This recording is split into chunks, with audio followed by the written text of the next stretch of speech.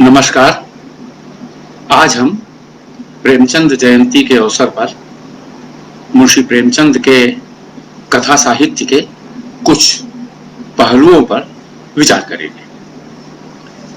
सबसे पहली बात यह है कि किसी लेखक के पास हम केवल विचार के लिए नहीं जाते हैं। लेखक ने अपने जीवनानुभव से और व्यापक जीवन संदर्भ और जीवन संबंध से जो प्राप्त किया है अपने समय के लिए और भविष्य के लिए, तो उस अनुभव के लिए और उस जीवन संबंध के लिए जाते हैं। इसमें विचार सहायक हो सकते हैं, लेकिन विचार निर्णायक नहीं होते हैं। प्रेमचंद के साथ भी यही बात है। प्रेमचंद अपने विचारों के लिए महत्वपूर्ण हैं और रहेंगे, लेकिन उससे भी अधिक जिस जीवन संबंध और जिस मानवीय अनुभव का साक्षात्कार अपनी रचनाओं के माध्यम से कराते हैं, उसके लिए अधिक मूल्यवान रहेंगे।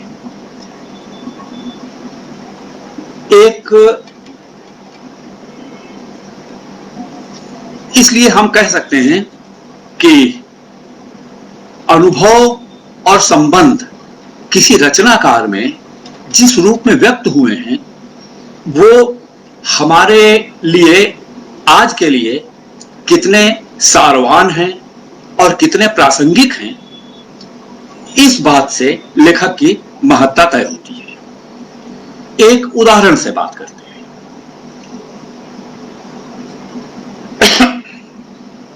प्रेमचंद की एक कहानी है पशु से मनुष्य,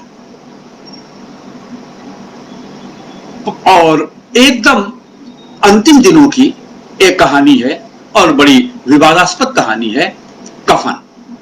इन दोनों के अंतः संबंध पर थोड़ा विचार करने से प्रेमचंद के अनुभव और प्रेमचंद के मानवीय अनुभव और जीवन संबंध की व्यवस्था का कुछ परिचय मिल सकता है। पशु से मनुष्य कहानी में एक मालिक है और उसके बहुत से नौकर हैं, बड़े कामचोर हैं, जैसा आमतौर से नौकरों के बारे में धारणा है, कामचोर होते हैं। और यही नहीं, वो चोरी वगैरह भी करते हैं। इस तरह से जो उत्पादन होता है, जो पैदावार होती है, वो पैदावार काफी हद तक चोरी में, काम चोरी में बर्बाद हो जाती है। एक मित्र आता है उसका, तो बताता है कि देखो भाई, तुम इतना काम करते हो, लेकिन इतने नौकर सारे कामचोर हैं और चोरी वगैरह भी करते हैं, तो उसका पूरा फायदा तुमको नहीं मिलता है। चला जाता है, फिर दोस्त चला जाता है। तो एक दिन जो मालिक है वो अपने सारे कर्मचारियों को बुला के कहता है कि आज से हम कुछ नए तरीके से काम करेंगे। काम ये करेंगे कि अब कोई मालिक नहीं होगा, कोई नौकर नहीं होगा।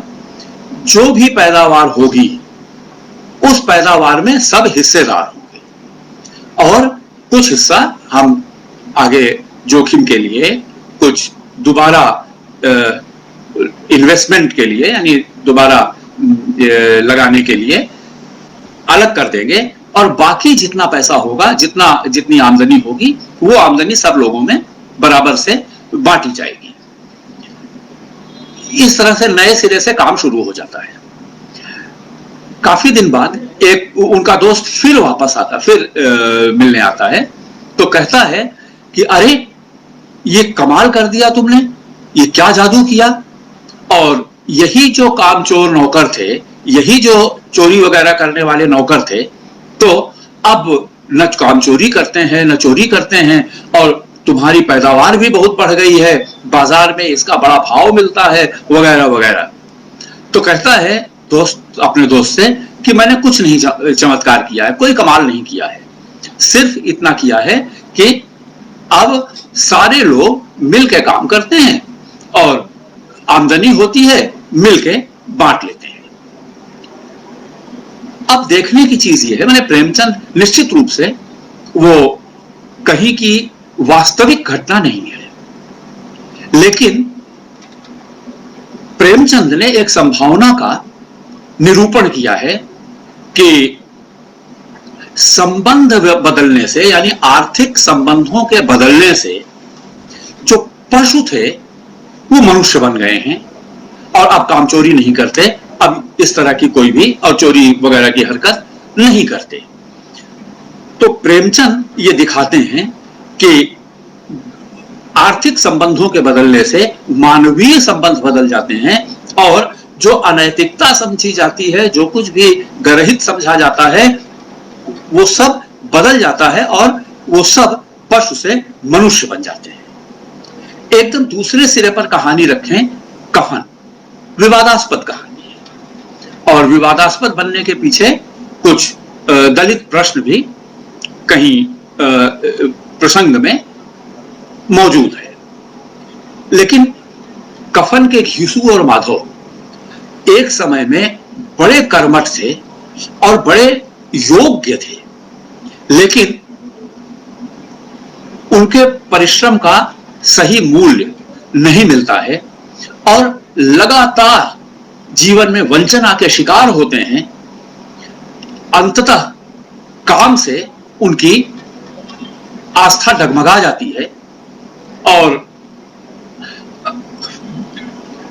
घीसू और माधव ऐसे चरित्र बन गए हैं कि कोई अब उनको काम पर नहीं लेना चाहता है। तो जो मनुष्य थे विषमतापूर्ण आर्थिक संबंधों में, वो पशु बन गए। वो जन्मजात गुनाहगार नहीं थे, परिस्थितियों ने, विषम आर्थिक संबंधों ने उन्हें मनुष्य से पशु बना दिया। तो संबंधों की प्रणाली बदल दें, व्यवस्था बदल दें, उत्पादन के विषमतापूर्ण संबंधों की जगह समतापूर्ण संबंधों की स्थापना कर दें, तो जो पशु है वो मनुष्य बन जाता है और इसके विपरीत होने पर जो मनुष्य है पशु बन जाता है। तो प्रेमचंद नैतिकता का स्रोत सामाजिक संबंधों की, आर्थिक संबंधों की प्रणाली में देखते हैं। ये मौलिक दृष्टि बहुत कम लेखकों में होती है और विशेषतः नई कहानी के बाद के लेखकों में ऐसी दृष्टि प्रायः कम पाई जाती है और अफसोस के साथ कहना पड़ता है कि विमर्श के नाम पर जो कुछ भी अमर्श चल रहा है, इसमें यह दृष्टि तो बिल्कुल नहीं पाई जाती, क्योंकि पशुता और मनुष्यता के लिए, नैतिकता के लिए, सदाचार के लिए जाति को निर्णायक श्रेणी बना दिया गया है। बल्कि जबकि प्रेमचंद किसी जाति विशेष से पशुता का संबंध नहीं देखते, आर्थिक कारणों से मनुष्यता और पशुता को निरूपित करते हैं। तो इस दृष्टि से नैतिकता और मनुष्यता का स्रोत आर्थिक संबंधों की व्यवस्था में है। प्रेमचंद इस बात को बहुत स्पष्ट शब्दों में रेखांकित करते हैं और ऐसी अनेक रचनाएं, उपन्यासों में, कहानियों में अनेक रचनाएं हैं जो जाहिर करती हैं कि प्रेमचंद किस दृष्टि से समाज और मनुष्य को देखते हैं। दूसरी बात एक बहुत उल्लेखनीय है कि प्रेमचंद उस युग के लेखक थे जिसे हम राष्ट्रीय मुक्ति संग्राम का युग कहते हैं। विदेशी साम्राज्यवादी सत्ता भारत पर काबिज है और हमारी बहुत सी राष्ट्रीय विपदाओं का कारण है। प्रेमचंद अनेक दूसरे लेखकों की तरह साम्राज्यवादी शोषण की परख करते हैं सबसे विशेष बात यह है कि विदेशी शोषण माने साम्राज्यवादी शोषण तो राष्ट्र की, एक राष्ट्र का दूसरे राष्ट्र के द्वारा शोषण, इससे विद्रोह करके जो नई चेतना प्रेमचंद के साहित्य में अभिव्यक्त होती है, उसका स्वरूप यह है कि राष्ट्र द्वारा राष्ट्र का शोषण अन्याय है, तो व्यक्ति द्वारा व्यक्ति का शोषण भी गर्हित है, आपत्तिजनक है। तो राष्ट्रीय मुक्ति का प्रश्न, और राष्ट्रीय मुक्ति आंदोलनों में प्रायः देखा जाता है कि साम्राज्यवाद से मुक्ति का प्रश्न समाज में शोषण की मुक्ति के प्रश्न से जुड़ जाता है। और इसीलिए वामपंथी, प्रगतिशील, मार्क्सवादी न होते हुए भी प्रेमचंद और तीसरी दुनिया के यानी जो स्वाधीनता के लिए संघर्ष करने वाले राष्ट्र थे, उनके लेखक साम्राज्यवाद से मुक्ति के साथ साथ समाज में शोषण से मुक्ति का संदेश भी लेकर चलते हैं। तो राष्ट्रीय मुक्ति और शोषण की मुक्ति ये परस्पर संपत्त हो जाते हैं एक ऐतिहासिक दौर में। ये बड़ी महत्वपूर्ण चीज हमें दिखाई पड़ती है। यहां मैं डॉक्टर रामविलास शर्मा का एक उद्धरण प्रस्तुत करना चाहता हूं। उन्होंने कहा प्रेमचंद के संबंध में, सच्चा देशभक्त गरीब जनता से दृढ़ सहानुभूति रखने वाला होगा। वह देश की मुक्ति के साथ निर्धनता और शोषण से देश की बहुसंख्यक श्रमिक जनता की मुक्ति भी चाहेगा। इस दृष्टि से विचार करने पर राष्ट्रीय चेतना और समाजवादी विचारधारा परस्पर विरोधी न होकर एक दूसरे की पूरक होती हैं। केवल सांप्रदायिकता, धार्मिक विद्वेष, अर्धराष्ट्रवाद देश के लिए अकल्याणकारी हैं। वे जनता में फूट और भेदभाव दृढ़ करते हैं, शोषक वर्ग को बल देते हैं और गरीब जनता की शोषण मुक्ति में बाधा डालते हैं। तो राष्ट्रीय चेतना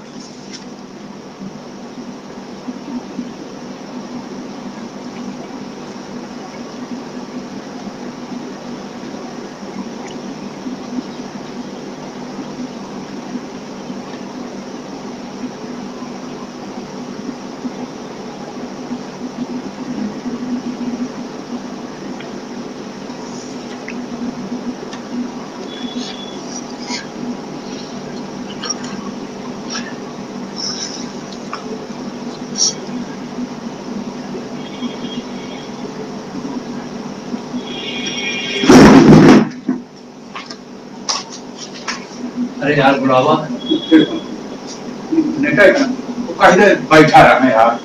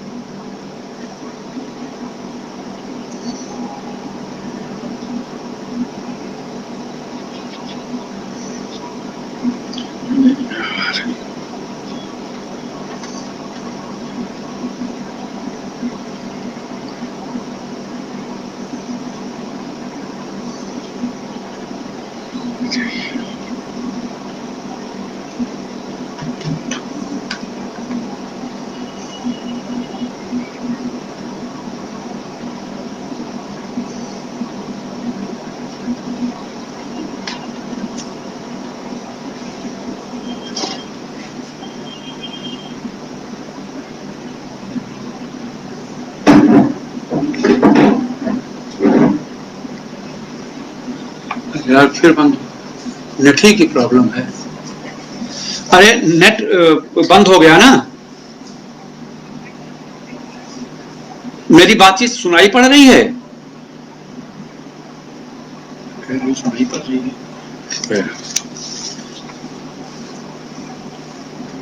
बहुत इलाहाबाद में नेट की बड़ी प्रॉब्लम है, कुछ आ ही नहीं रहा है। वो कह रहे हैं आ रहा है। बहरहाल ठीक है, आप चुपचाप बैठे रहिए, मतलब टॉलरेट कीजिए मेरी बात। बहरहाल, तो हम देखते हैं कि सच्चा देशभक्त लेखक एक तरफ राष्ट्रीय मुक्ति का लक्ष्य लेकर चलता है और दूसरी तरफ शोषण मुक्ति का लक्ष्य लेकर चलता है। तो राष्ट्रीय नियति और जन सामान्य की नियति में एक तारतम्य दिखाई पड़ता है और प्रेमचंद इस दृष्टि से अपने युग के अग्रगामी चेतना के लेखक हमें दिखाई पड़ते हैं। एक और प्रसंग की चर्चा करना आरंभ में ही आवश्यक है।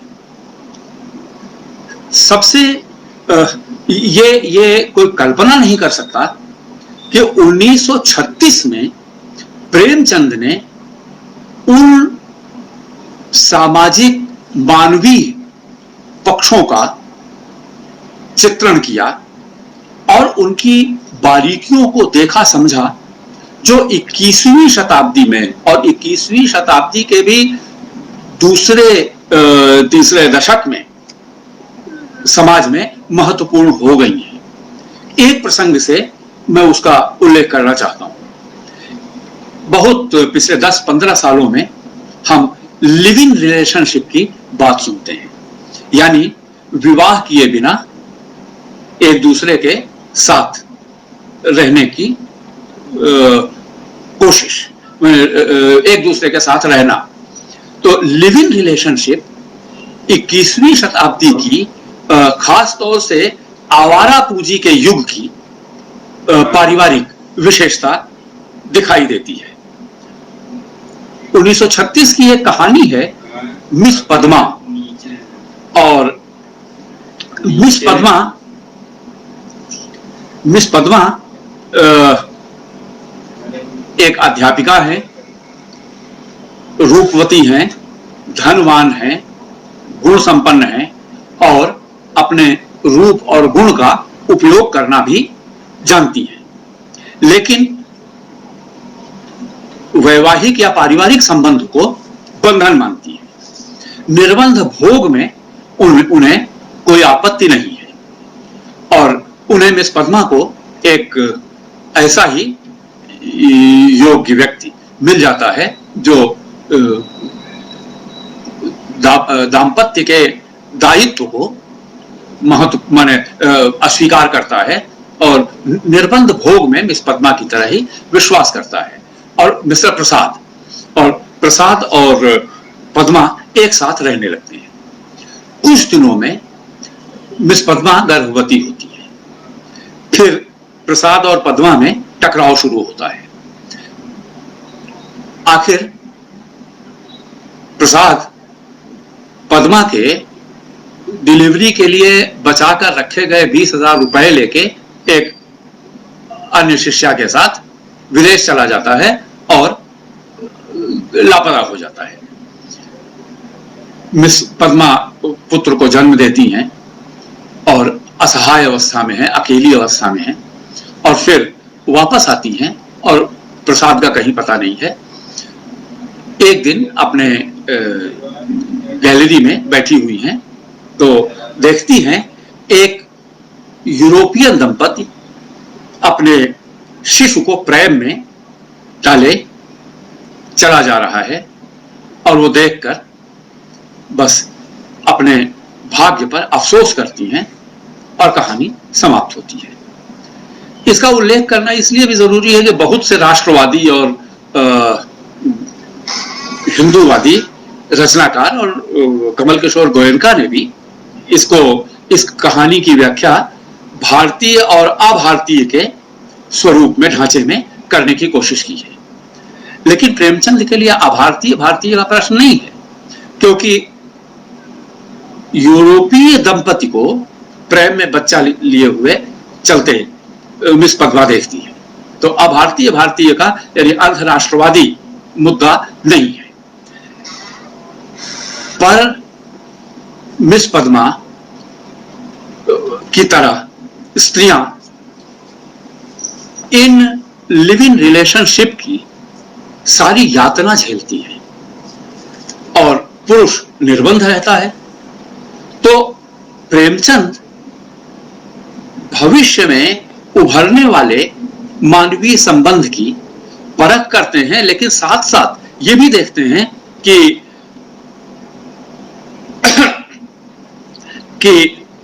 इसकी यातना पुरुष नहीं सहता, स्त्री सहती है। तो दाम्पत्य मनुष्य की एक उपलब्धि है, एक दाम्पत्य का प्रेम, दाम्पत्य का संबंध ऐतिहासिक विकास क्रम में मनुष्य ने अर्जित किया है। और आवारा गैर जिम्मेदार पूंजी इस संबंध को क्षत विक्षत कर रही है, क्योंकि आवारा पूंजी की विशेषता यह है, जिम्मेदारी नहीं स्वीकार करती, दुनिया को लूटती है लेकिन जिम्मेदारी नहीं स्वीकार करती। इसी तरह पारिवारिक संबंध इस आवारा पूंजी के युग के हैं कि यौन संबंध स्थापित होते हैं लेकिन जिम्मेदारी नहीं स्वीकार करते। लेकिन पूंजी में और मानवीय संबंध में एक अंतर होता है। पूंजी लूट के चलता बनी, पुरुष लूट के चलता बना, लेकिन झेलने के लिए स्त्री बच जाती है। प्रेमचंद इस नियति की तरफ संकेत भी करते हैं। तो पूंजी के संबंध अनिवार्य रूप में मानवीय संबंध भी बने, यह नहीं होता, क्योंकि पूंजी का चरित्र शोषणकारी चरित्र है। और उस आधार पर जब पारिवारिक दाम्पत्य संबंध स्थापित होते हैं तो वो शोषणकारी संबंध होते हैं। और प्रेमचंद के बाद इतना इतिहास ने सबक सिखाया है कि स्त्री की दास्ता का मूल स्रोत आर्थिक है। और प्रेमचंद अकारण नहीं है कि बार बार धर्म के प्रसंग में, समाज के प्रसंग में, संस्कृति के प्रसंग में, राजनीति के प्रसंग में आर्थिक चेतना को, आर्थिक वास्तविकता को बराबर रेखांकित करते हैं। बाकी सारे सवाल उस आर्थिक सवाल से परिभाषित होते हैं प्रेमचंद के यहां। तो चूंकि विश्व की संपत्ति में पुरुष का स्वामित्व 98% है और स्त्री का स्वामित्व केवल 2% है, इस विषमतापूर्ण संबंध का प्रतिफलन है स्त्री की दास्ता। सामंती युग में दास्ता थी और पूंजीवादी युग में दास्ता है। पूंजीवाद ने बाजार में स्त्री को मुक्त किया है, लेकिन बाजार में मुक्ति मनुष्य की मुक्ति नहीं होती, स्त्री की मुक्ति नहीं होती, क्योंकि बाजार अपनी शर्तों पर स्त्री के साथ खेल करता है और स्त्री शरीर में बदल जाती है। सारी दुनिया के व्यापारी इकट्ठा होकर एक स्त्री शरीर को सुंदर का तमगा देते हैं और अगले दिन से वो सुंदर स्त्री बड़े व्यापारियों का माल विज्ञापन करके बेचने लगती है। ये स्त्री की मुक्ति नहीं है। स्त्री की मुक्ति समाज के संबंधों में ही संभव है, बाजार में संभव नहीं है। ये प्रेमचंद बराबर रेखांकित करते हैं। और मिसमालती, गोदान की मिसमालती अंत में जहां पहुंचती हैं, यही बताता है कि तितली बन के घूमने से मुक्ति नहीं है। तो मुक्ति अंततः संबंध में होती है, संबंध से मुक्ति नहीं होती। तो प्रेमचंद की ये चेतना,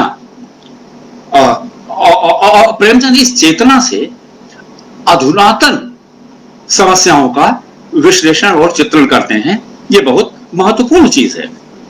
यहां एक बात का उल्लेख करना अनिवार्य है। पारिवारिकता भारतीय समाज की विशेषता है और वाल्मीकि के कथानक से लेके तुलसीदास के कथानक तक और आधुनिक युग में प्रेमचंद और दूसरे लेखकों के कथानक में हम बराबर पारिवारिकता को बहुत विशद रूप में पाते हैं। तो और ये पारिवारिकता सामंती बंधनों के कारण, पूंजीवादी स्वार्थों के कारण समस्याग्रस्त होती है। प्रेमचंद पारिवारिकता के कथाकार हैं, लेकिन पारिवारिकता जब विषमतापूर्ण संबंधों के कारण दमन का रूप ले लेती है तो प्रेमचंद उस दमन के हिमायती नहीं है। और इसके कितने उदाहरण दिए जा सकते हैं। निर्मला का विवाह तोताराम से होता है, जो उसके पिता की उम्र के हैं, और उसकी विडंबनाएं सभी जानते हैं। एक सहज उल्लास जीवन में होना चाहिए, और सहज उल्लास निर्मला के लिए नहीं है, क्योंकि निर्मला पराधीन है और तोताराम आर्थिक रूप से स्वाधीन है। तो स्वाधीनता और पराधीनता का संबंध पुरुष स्त्री के संदर्भ में भी, माने राष्ट्र के संदर्भ में भी, और सामाजिक उत्पादन के संबंध में भी, और साथ साथ पारिवारिक संबंध में भी स्वामित्व के प्रश्न से जुड़ा है। जब तक पुरुष स्वामी रहेगा, स्त्री भोग्या रहेगी, और उसकी दास्ता कभी समाप्त नहीं हो सकती। इस प्रसंग में एक कहानी का उल्लेख करना बहुत आवश्यक है। नया विवाह नाम से प्रेमचंद की एक कहानी है, जिसकी चर्चा बहुत कम होती है। हालांकि बिल्कुल 21वीं शताब्दी के प्रश्नों से उलझने वाली कहानियों पर ध्यान देंगे तो वो कहानी बहुत महत्वपूर्ण होगी, इसलिए कि नया विवाह में आशा नाम की एक लड़की है, और डंगामल नाम के व्यापारी से उसका विवाह होता है। डंगामल भी तोताराम की तरह आशा के पिता की उम्र के हैं। अब डंगामल को देख के स्वाभाविक आकांक्षाएं उत्पन्न नहीं होती आशा की। एक दिन डंगामल काम पर गए हैं और उनका खानसामा छुट्टी पर गया है। उस खानसामा का लड़का कुछ दिन के लिए यहां आ गया है परिवार में। तो एक दिन उसका खानसामा का लड़का का नाम है जुगल। जुगल कहता है कि हाँ बहू जी, इसी तरह से सज धज के रहा करें। तो कहती है क्यों? क्योंकि तो कहता है बहुत अच्छा लगता है। और फिर दोनों में बातचीत होने लगती है। फिर बातचीत के दौरान छेड़ती है आशा कि तुम मुझे बहुत सुंदर कहते हो, तो तुम्हारी बुढ़िया से शादी कराएंगे। तो कहती है मैं बिल्कुल शादी नहीं करूंगा, मैं भाग जाऊंगा। तो कहती है क्यों?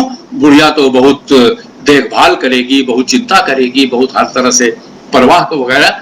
तो कहता है जुगल कि ये सब काम माँ के हैं, जो काम बीवी का है वो बीवी के लिए शोभा देता है। तो एक सेकंड,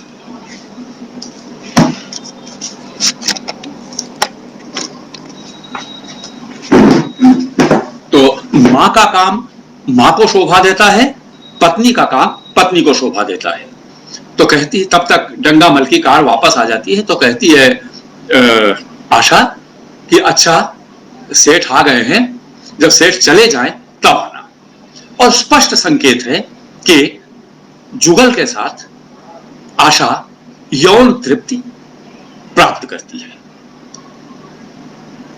ध्यान देने की चीज है, आर्य समाजी प्रेमचंद नैतिकता के मामले में बड़े कठोर रहे होंगे, लेकिन आर्य समाजी प्रेमचंद की नैतिकता इस मामले में परिवर्तित हो जाती है, क्योंकि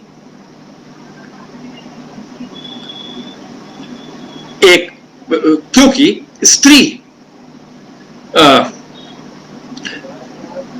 जब पराधीन है तो अपनी मुक्ति के लिए उपायों में एक उपाय यह भी करती है, क्योंकि अस्वाभाविक यौन संबंध प्रेमचंद को स्वीकार नहीं है, क्योंकि अस्वाभाविक यौन संबंधों का कारण है विषमता और पुरुष का स्त्री पर वर्चस्व। प्रेमचंद इस वर्चस्व को किसी भी स्तर पर स्वीकार नहीं करते और आशा की जुगल से यौन तृप्ति को उचित मानते हैं। कारण प्रेमचंद के लिए भारतीय अभारतीय का प्रश्न महत्वपूर्ण नहीं है, रूढ़िबद्ध नैतिकता महत्वपूर्ण नहीं है, इसके बजाय मानवीय संवेदना और औचित्य का प्रश्न प्रेमचंद के लिए महत्वपूर्ण है, और इस दृष्टि से प्रेमचंद परंपरागत नैतिकता को भी अस्वीकार करते हैं, तोड़ते हैं। तो इसका संकेत यह है कि विषमता राष्ट्रीय जीवन में ही नहीं और आर्थिक जीवन में ही नहीं, दाम्पत्य जीवन में भी असहज संबंधों की प्रतिष्ठा करती है, और प्रेमचंद असहजता को किसी भी तरह स्वीकार करने के लिए तैयार नहीं है। नैतिकता का प्रश्न मानवीयता के प्रश्न से कमतर है, गौण है। मानवीयता का प्रश्न प्रेमचंद के लिए महत्वपूर्ण है, निर्णायक है। यहां एक इसी प्रसंग का एक अन्य पहलू ध्यान देने लायक है। एक कहानी है प्रेमचंद की, दो कब्रें। ये नवाब साहब हैं, तो दो विवाह करते हैं और पत्नी किसी भी पत्नी को संतान नहीं होती। पत्नियां मर भी एक मर भी जाती है, दूसरी नहीं मरती, लेकिन संतान नहीं होती। फिर एक रखैल है, उससे वो मुस्लिम है, उससे एक लड़की पैदा होती है, उसका नाम है सुलोचना। पूरी कहानी के विस्तार में हम नहीं जाते, क्योंकि प्रेमचंद ने उसमें भी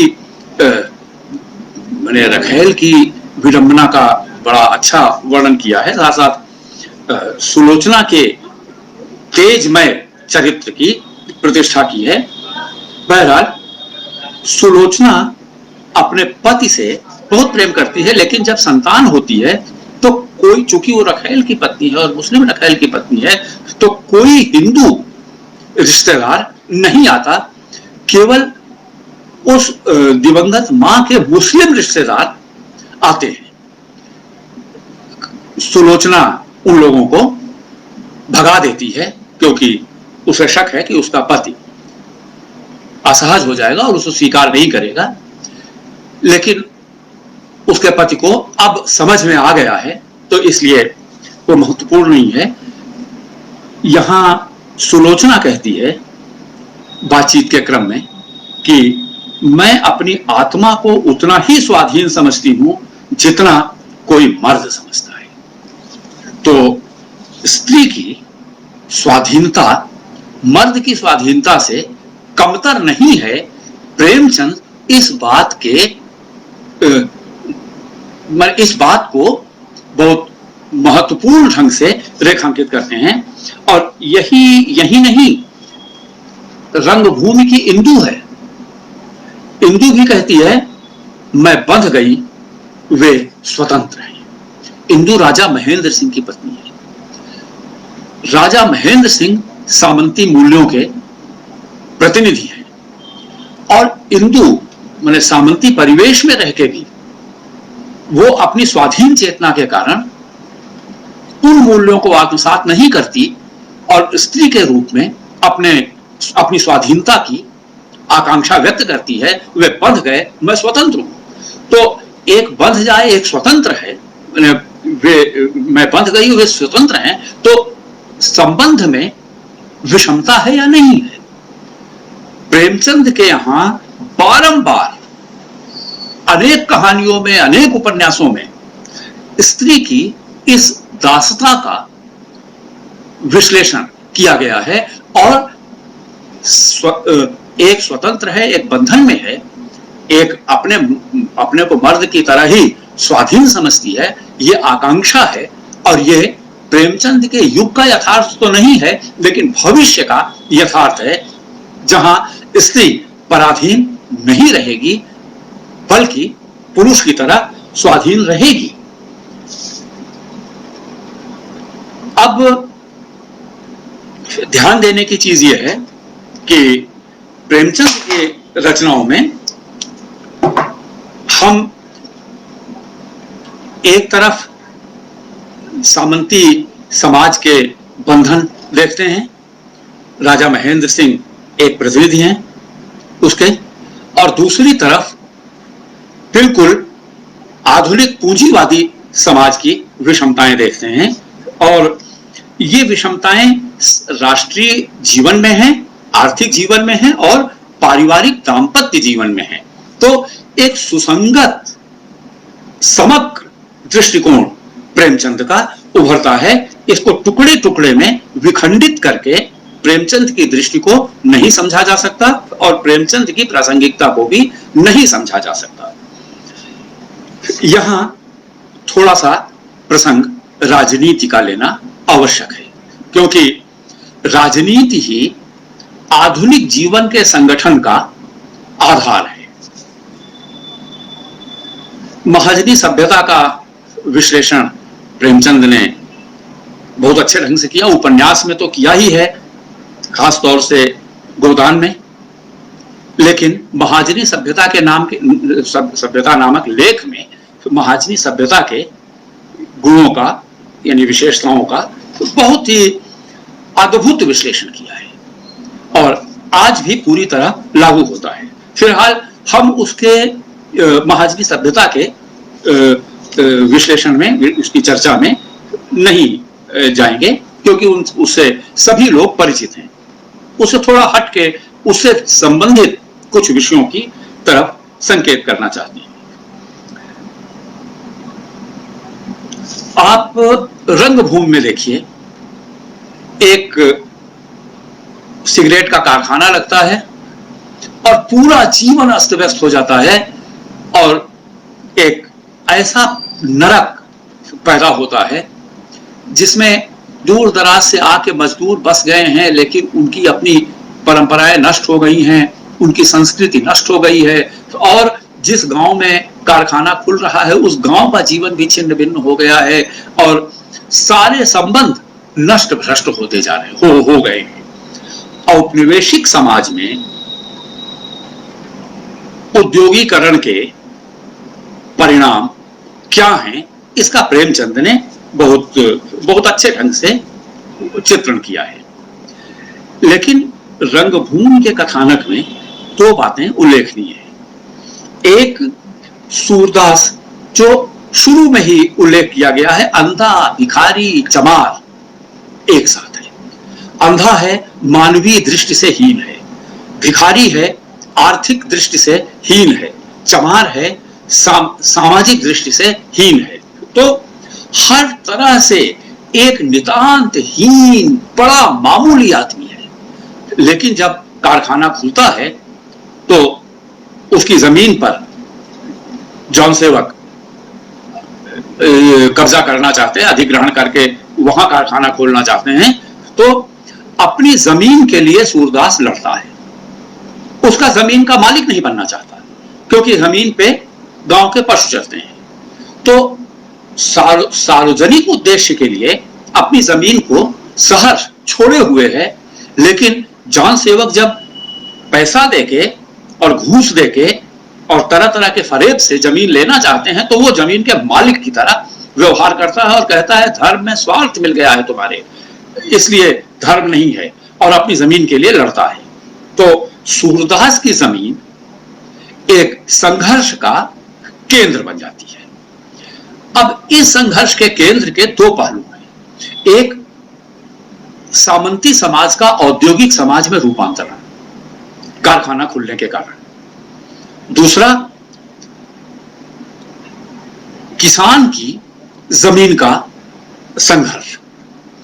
तो और इस तरह इतिहास के दो संघर्ष, औद्योगिकरण का सवाल और किसान के हितों का सवाल, दो तरह के सवाल एक दूसरे में अंतर्ग्रथित हैं। अब प्रेमचंद इसके रंगभूमि में इसके सामाजिक, सांस्कृतिक, पारिवारिक, आर्थिक और राजनीतिक सभी पक्षों का बड़ा विशद चित्रण करते हैं। फिलहाल उसके विश्लेषण में हम नहीं जा सकते। यहां राजनीति के केवल राजनीति के प्रसंग को हल्का सा उल्लेख करने की आवश्यकता है। मिर्जा खुर्शेद हैं गोदान में। मिर्जा खुर्शेद एक राजनीति के बारे में बड़ी मूल्यवान बात कहते हैं, और यही बात रंगभूमि में भी लागू होती है, क्योंकि सारे दांव घात जिस तरह चल रहे हैं।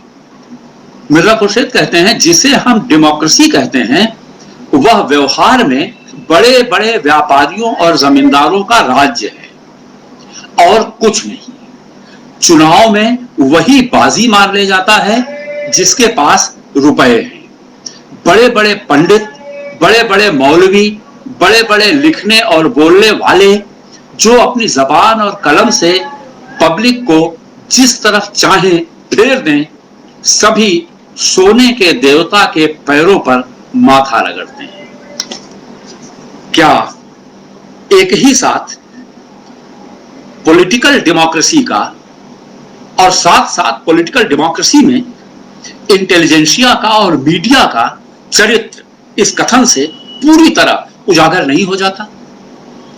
जिस तरह एजेंडा बेस्ड मीडिया हमारे यहां काम करता है और बुद्धिजीवी और प्रवक्ता और मीडिया मैन एक एजेंडे के तहत पब्लिक का दिमाग फेरने का सारा उपक्रम करते हैं, प्रेमचंद 1936 में ये चीज देख नहीं रहे थे और 75 साल से अधिक हो गया। आज अधिक विडंबनापूर्ण ढंग से ये वास्तविकता हमारे सामने उद्घाटित होती है। तो प्रेमचंद का दृष्टिकोण केवल राजनीति तक सीमित नहीं है। राजनीति को आर्थिक संबंधों की रोशनी में प्रेमचंद देखते हैं और इसीलिए डेमोक्रेसी जमींदारों और पूंजीपतियों का राज्य है और जिसके पास पैसा है वही बाजी मार ले जाता है। ये क्या 21वीं शताब्दी के दूसरे दशक के जनतंत्र में हम अच्छी तरह देखते नहीं, जब हॉर्स ट्रेडिंग के नाम पर हॉर्स ट्रेडिंग होती है, यानी एमपी एमएलए की खरीद फरोख्त से सत्ताएं बनाई और बिगाड़ी जाती हैं। पूंजी का खेल कितने निरंकुश रूप में है। तो डेमोक्रेसी, पूंजीवादी डेमोक्रेसी अंततः एक स्वांग है और इसी के संदर्भ में पूंजीवादी डेमोक्रेसी के संदर्भ में कहना चाहिए कि पब्लिक को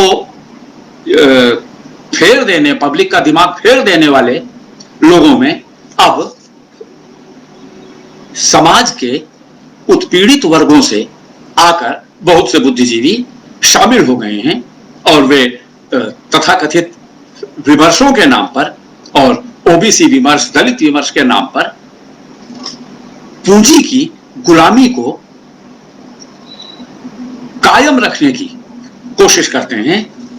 इसके बहुत विश्लेषण में हम फिलहाल नहीं जा सकते, क्योंकि आप देखते हैं कि विमर्श के नाम पर जो समाज में उत्पीड़ित है वो महत्वपूर्ण नहीं रह गया है, बल्कि कुछ सुविधा प्राप्त लोग उपेक्षितों और पीड़ितों और दलितों के नाम पर इस तरह की प्रक्रिया संचालित करते हैं कि उपेक्षित गौण हो जाता है, उनके निहित स्वार्थ प्रधान हो जाते हैं। फिलहाल इस पर मैं अन्यत्र कह चुका हूं, यहां इस पर ज्यादा कहने की आवश्यकता नहीं अनुभव होती है। यहां एक बात का और जिक्र करने की जरूरत है। प्रेमचंद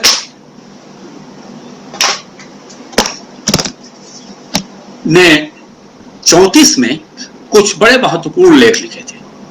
उन लेखों में जाति के प्रश्न पर और अंधविश्वास के प्रश्न पर और सांप्रदायिकता के प्रश्न पर बड़ी महत्वपूर्ण बातें कही थी।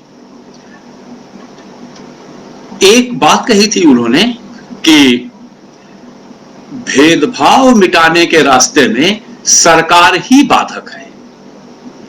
यह औपनिवेशिक सरकार के लिए कही गई बात थी, लेकिन स्वाधीन भारत के सरकार के लिए भी पूरी तरह लागू होती है और राष्ट्रवादी सरकार के लिए और बढ़ के लागू होती है,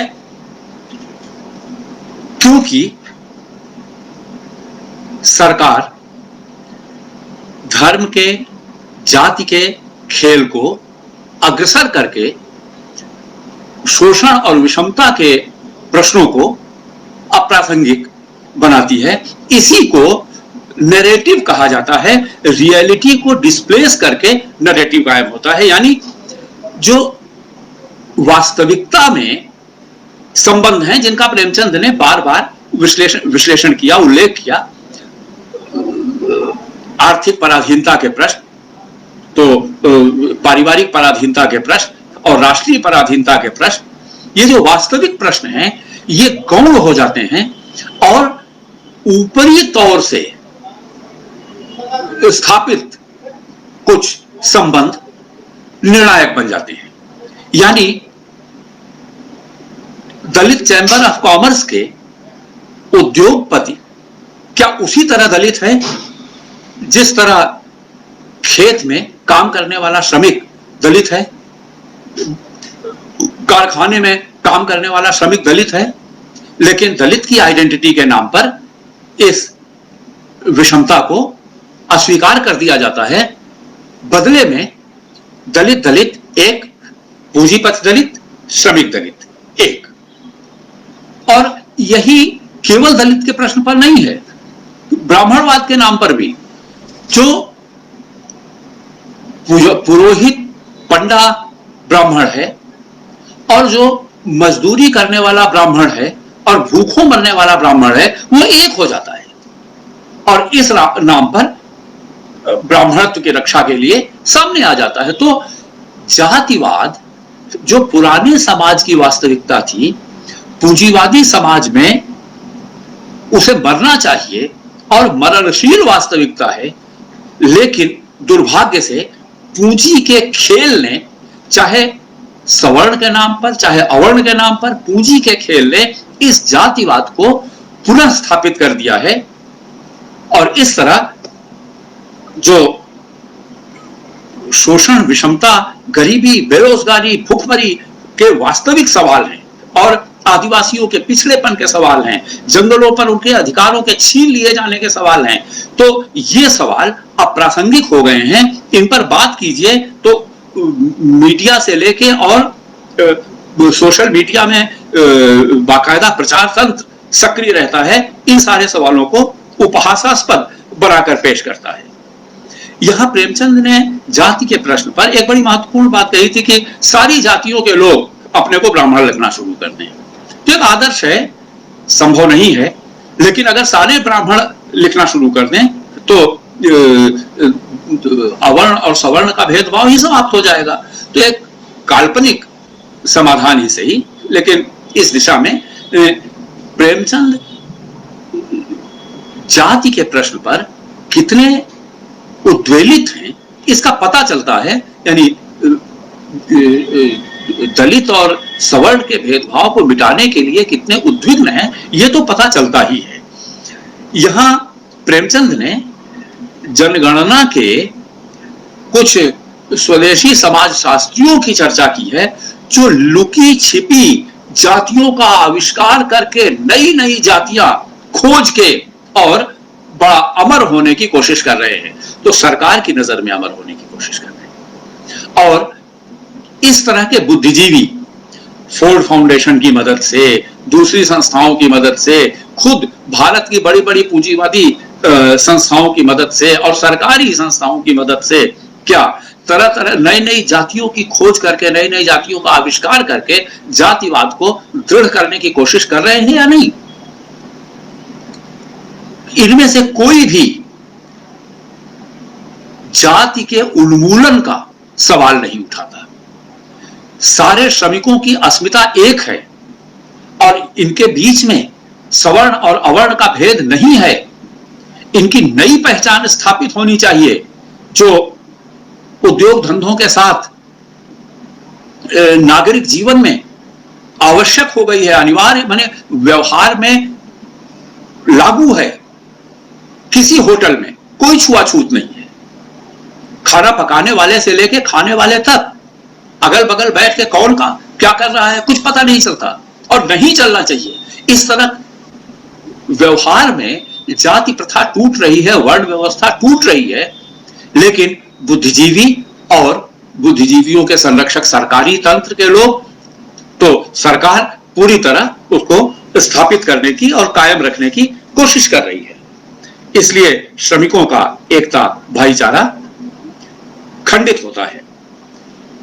प्रेमचंद ने अंधविश्वासों के बारे में कुछ बड़ी महत्वपूर्ण बात कही है, उसका हल्का सा उल्लेख करना आवश्यक है।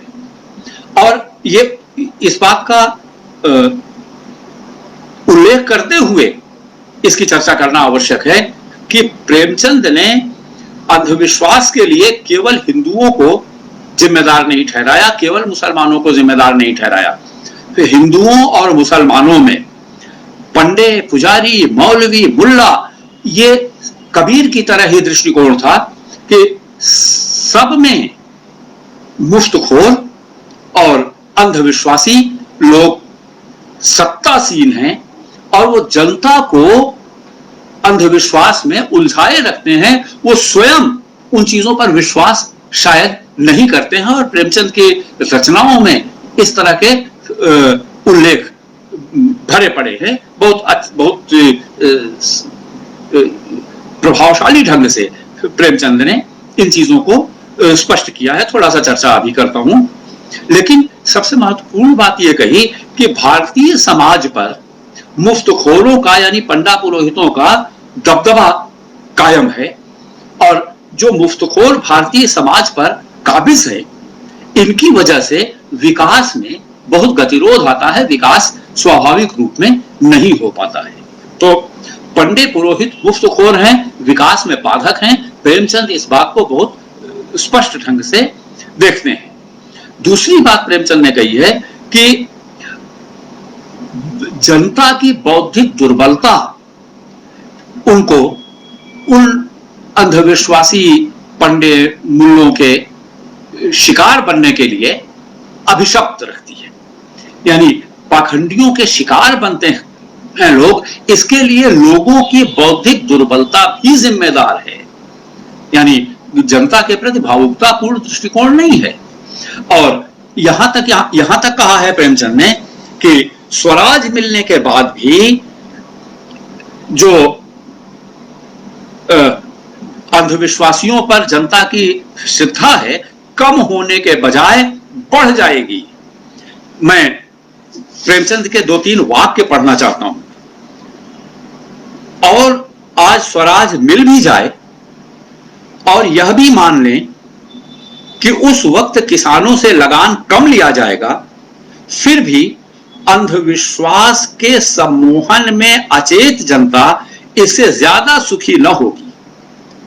तब उसका परलोक प्रेम और भी बढ़ेगा और वह और भी आसानी से पाखंडियों का शिकार हो जाएगी। और इस आर्थिक दरिद्रता से बढ़कर अंधविश्वास का फल जनता की बौद्धिक दुर्बलता है, जो उसकी सामाजिक उपयोगिता में बाधक सिद्ध होती है।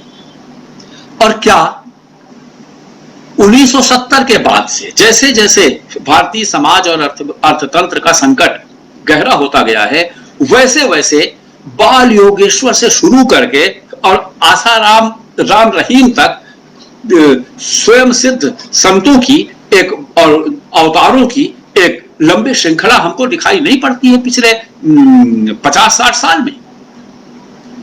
इसका क्या कारण है? तो ये पाखंडियों का शिकार जनता अधिक आसानी से हो जाएगी। जब जनता सचेत नहीं होगी और वास्तविक प्रश्नों से जनता को सचेत करने के राजनीतिक जनतांत्रिक प्रयत्न निष्क्रिय रहेंगे या प्रभावहीन रहेंगे, पूरी तरह तो ऐसा नहीं कि नहीं हुआ, लेकिन प्रभावहीन रहे, तो अगर ये प्रभावहीन होंगे तो जनता अंधविश्वास के चंगुल में अधिक से अधिक फंसती जाएगी। और हम अपने समय में इस चीज को बड़े दारुण रूप में घटित होते हुए देखते हैं। और इस हद तक देखते हैं कि आसाराम और राम रहीम के लंपटपन के और संपत्ति संग्रह के, जमींदार, जो प्रेमचंद ने कहा जमींदार बन गए हैं बड़े बड़े, तो इन जमींदारियों के खेल और उसके साथ व्यभिचार में लिप्त उनके चरित्र की पहचान नहीं करते हैं।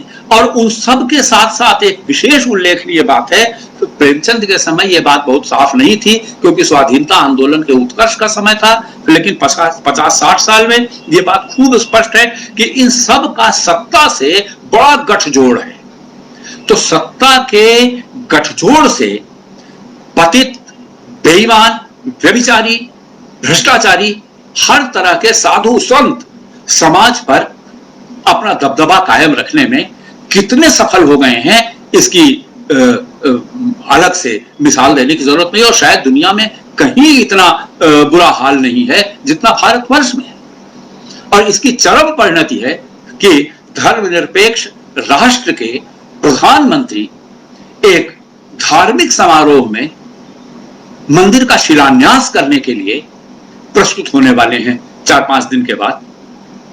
तो पाखंड, अंधविश्वास, इन चीजों का राजनीति से और पूंजी से कितना गहरा तालमेल है, ये देखने की बात है। और प्रचार माध्यमों पर आप देखें कितने चैनल हैं और कितने चैनल्स पर, मनोरंजन के सारे चैनल्स पर कितने धार्मिक अंधविश्वास पैदा करने वाले सीरियल्स हैं, और इनमें कोई भी शोध कार्य नहीं हुआ है, सब चमत्कार परक आयोजन होते हैं।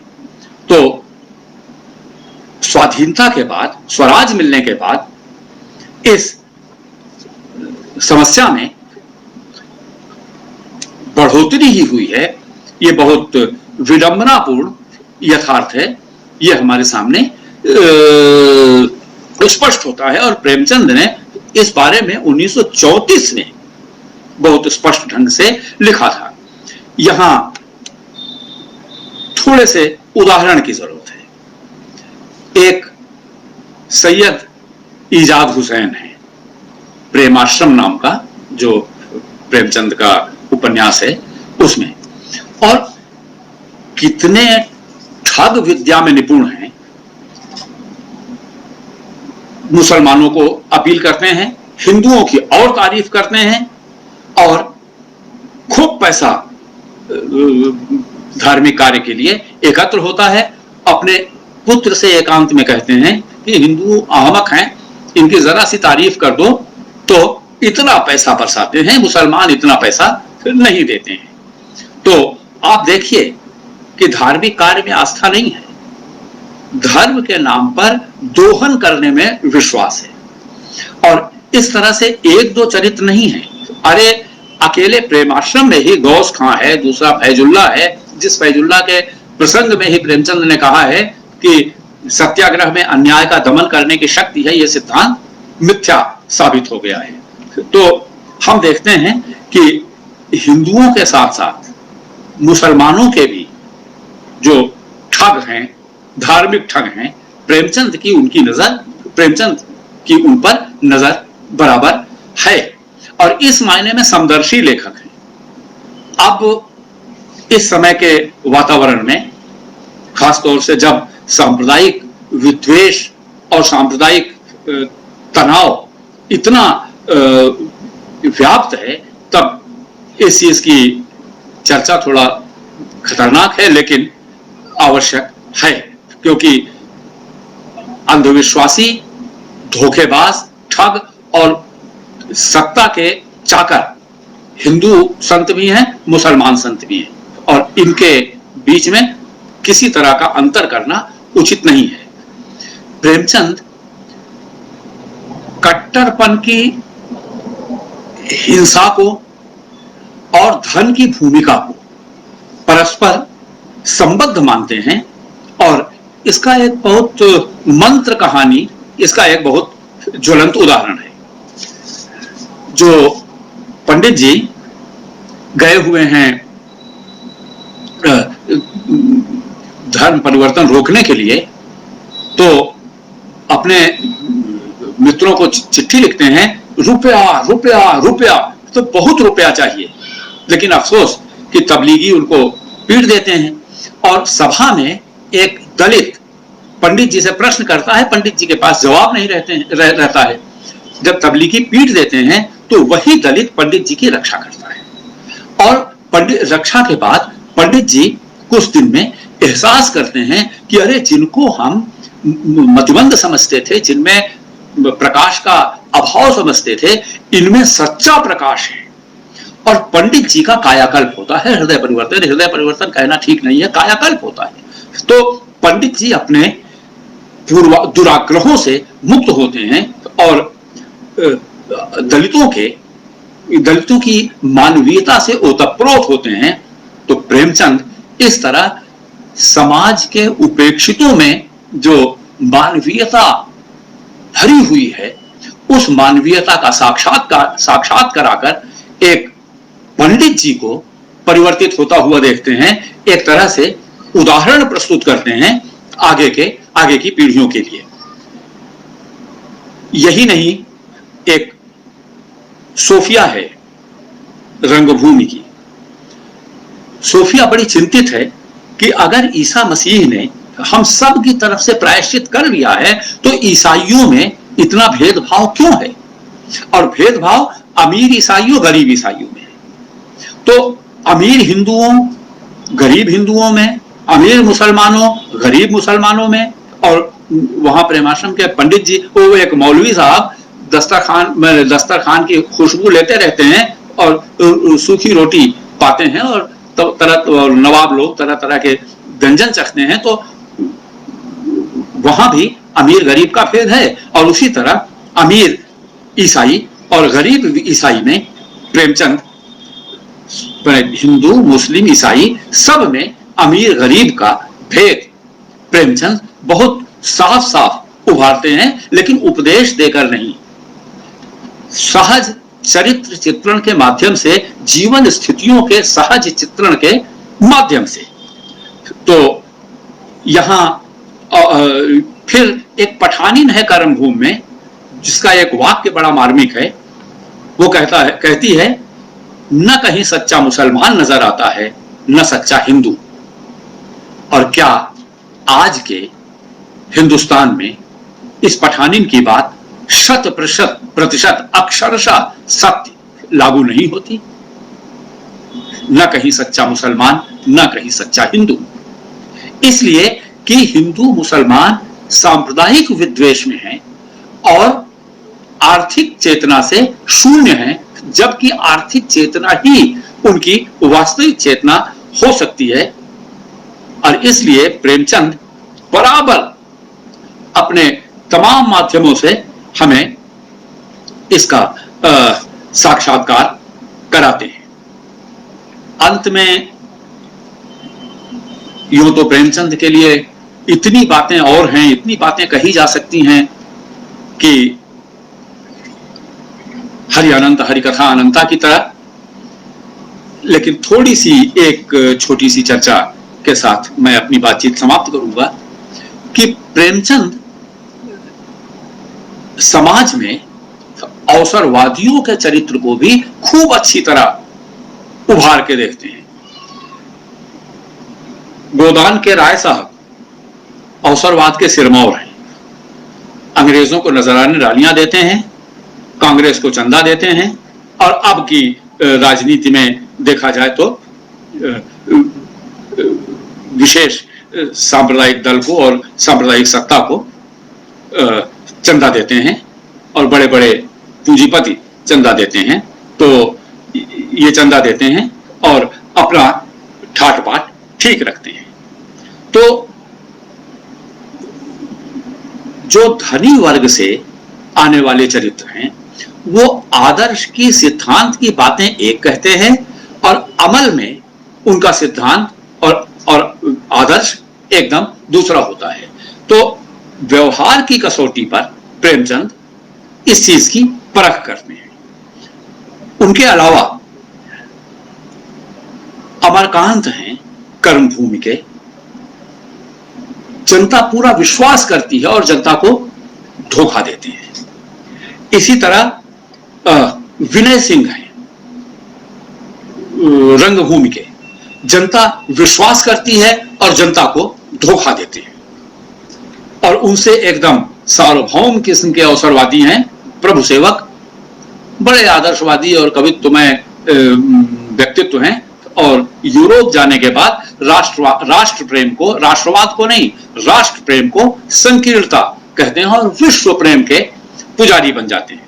तो उसके दो रूप हैं, एक विश्व प्रेम के पुजारी और दूसरी तरफ जनता की भावनाओं का उपयोग करके जनता को मझधार में डुबोने वाले।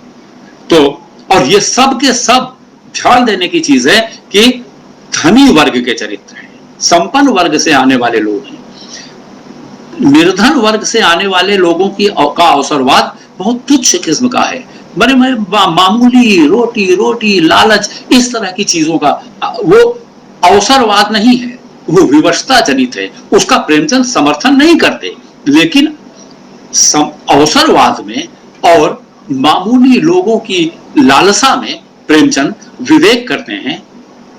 और इन अवसरवादियों से प्रेमचंद अपने समय में जनता को सचेत कर रहे थे, और आज इन अवसरवादियों से सचेत होना बहुत आवश्यक है, क्योंकि ये अवसरवादी राजनीति में बड़े प्रभावशाली हैं, और राजनीति में ही नहीं सामाजिक जीवन में बड़े प्रभावशाली हैं। और इसलिए जनता बराबर धोखे का शिकार होती है, क्योंकि जनता को अपने अधिकार के लिए सचेत करने वाली, अपने कर्तव्यों के प्रति सक्रिय करने वाली राजनीति लगभग परिदृश्य पर नहीं है। जो नाम मात्र की है वो बहुत प्रभावशाली नहीं है, और इसका परिणाम यह है कि जनता लगातार धोखे का शिकार होती है, अंधविश्वास की गिरफ्त में घिरती चली जाती है।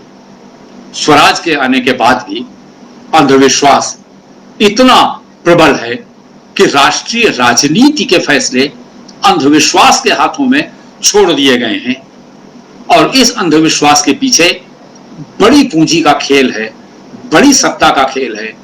प्रेमचंद इन सारी चीजों के बारे में हमें सचेत करने वाले लेखक हैं, इसलिए प्रेमचंद को उनके इस स्मरण के अवसर पर मैं प्रणाम